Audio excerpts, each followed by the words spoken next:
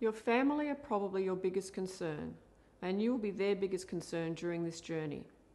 Just like you, coping with ovarian cancer is an ongoing experience for family and friends, where emotions may vary at different times. When I was diagnosed, my two daughters were 7 and 5 at the time, and obviously with my husband, I didn't realise initially how much it affected them, but I decided to ensure that they were part of my treatment and the fight for life, and that they had nothing to fear. It wasn't caused through them.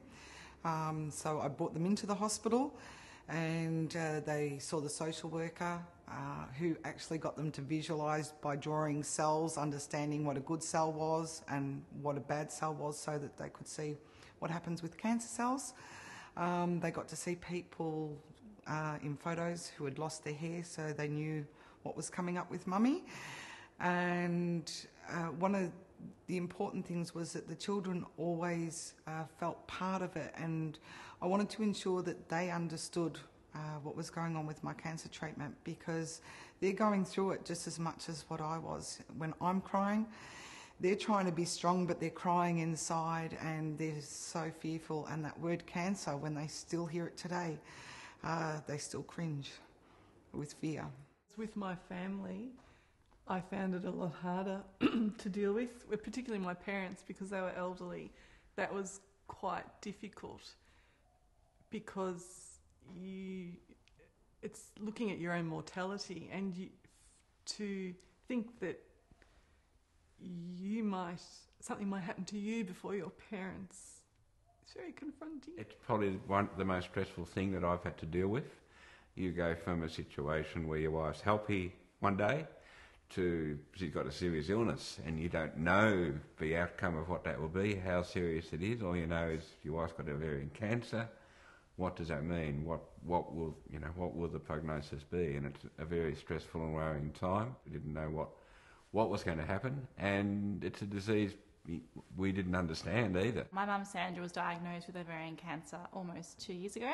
I found it most beneficial to actually go along to doctor's appointments with my mum, so I could hear firsthand what the doctors had to say. I could hear what questions she was asking. I could ask my own questions and just feel I knew what was happening and where things were going from there. I think that was a really good way for both of us to really cope with the diagnosis and cope with the treatment options from there on. And my daughter did step in, and she helped a lot. She sort of took over the day-to-day running of the house, I'd say. She did the laundry and just kept the domestic front running, because Jeff continued to work. Rather than taking time off, he stayed at work and then took time off when I came home. And that was also helpful, because, a strange sort of way, because it means that when you're at work, you're not worrying so much about what your wife's going through. So I found that somewhat helpful as well. But it takes your mind off it, because you need a bit of a break. So rather than staying at home, I went to work.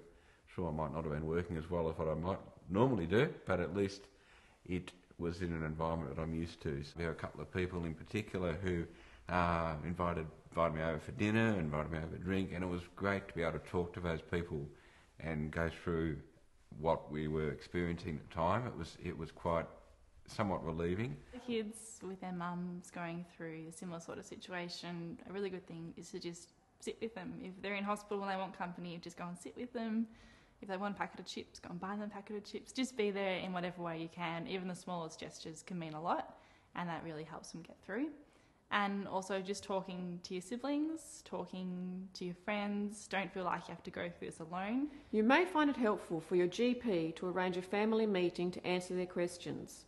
There are further tips about communicating with your family and friends in your Resilience Guide.